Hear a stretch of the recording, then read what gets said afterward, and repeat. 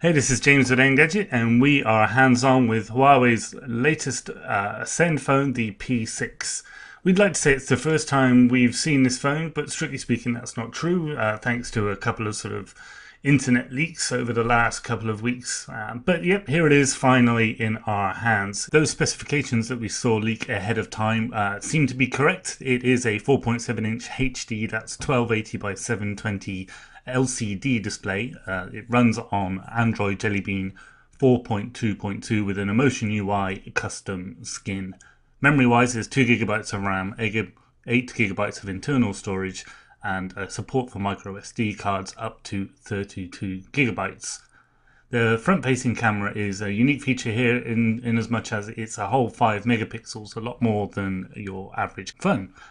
Rear-facing camera is 8 megapixel and will shoot with an f2.0 aperture and full 1080p video recording.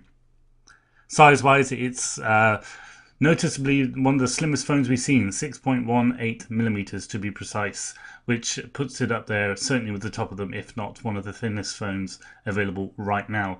It certainly does have a familiar look to it. It arguably does look a bit like an iPhone, but we're not complaining about that. The build quality is fantastic. It feels solid. The brush metal finishes makes it feel really great in the hand, and that thinness certainly makes it easy to handle.